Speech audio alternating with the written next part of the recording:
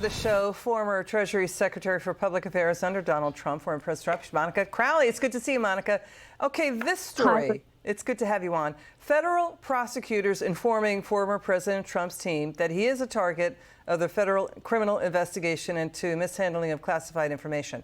But this is teeing up a Capitol Hill fight over funding for the Justice Department and FBI because House Judiciary Chair Jordan is threatening to cut Justice Department funding and FBI funding if this happens. So this is going next level, Monica. Yeah, and it's long past time that we address the depth of corruption at the Department of Justice and FBI, Lizzie. I mean, the FBI in particular is completely out of control. And what we have now in our Attorney General, Merrick Garland, is the most radical political Attorney General in American history. Think about this, and you've been covering this story today.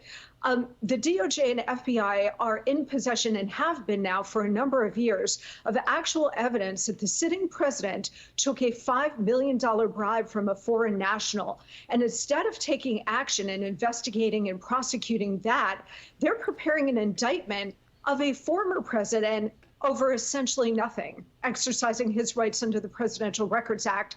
That shows you how absolutely out of control and disgustingly corrupt these two institutions are. The Republicans in the House don't have many options, but they do control the purse strings. And they are absolutely right to say that the next option, really the nuclear option for them, and they should take action on this, is to cut the funding for the DOJ and the FBI. And in particular, their request for a new headquarters, $3.5 billion.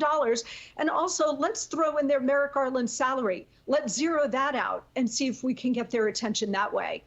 So Senator Josh Hawley said if federal prosecutors charged Trump, but not President Biden, for sensitive documents, classified documents President Biden kept at his think tank, in his garage, dating back to his time in the Senate, then that, quote, would be a big mistake on this administration's part. The political outcry would be huge. So is there a way just to go down the middle and say both of them are wrong? They shouldn't have had classified documents in their possession. We understand the power of the president to declassify on his own. We get that. But isn't there a middle ground here? Well, you can't indict a sitting president. You can impeach a sitting president. So Joe Biden is really not in any danger of an indictment the way President Trump is. But there has to be rule of law in this country where the law is applied equally to all parties. And we are so far past that now, Lizzie, it simply doesn't exist.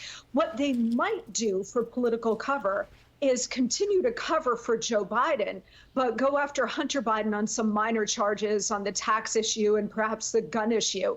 Indict his son on that and say, oh, see, we're actually applying the law equally. We went after a Biden, just not the Biden that really matters, but we went after Hunter, and that's cover for us going after Trump. And I think most of the American people understand how corrupt that is, and that the only reason they're going after Donald Trump is to prevent him from being the GOP nominee. Monica, the other thing, too, was that President Trump's former lawyer, Tim Parlatore, he talked to CBS. He believes Trump's lawyers could claim prosecutorial misconduct in Special Counsel Jack Smith's probe here, saying that he was stunned by what he saw in the grand jury room by the conduct of federal prosecutors, repeated attempts to get privileged communications out of him, he's a lawyer, conversations with his client, to try and mislead the jury like he was covering up, when the ethical rules prohibit him from giving that information. So you could see that behind the scenes, he's giving a window on what's really going on. Final word, Monica. Yeah, exactly. And I think that is just the tip of the iceberg of the corruption that we're seeing here in all directions, in all of these prosecutions and indictments of President Trump. We're likely to get this federal indictment from the DOJ over the classified materials, Lizzie, and then we might get another one on the January 6th issue, and then you might get another one out of Atlanta in Georgia with that grand jury going on with that Soros DA. So, I mean, he could be facing another 2, 3 indictments on top of the New York one.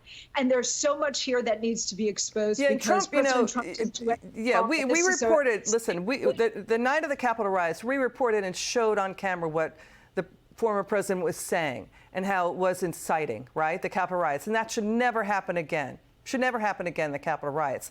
But the former president did come out and say it was wrong. He disavowed it. He rejected the Capitol riots. And that's really not reported what his comments were about that, Monica.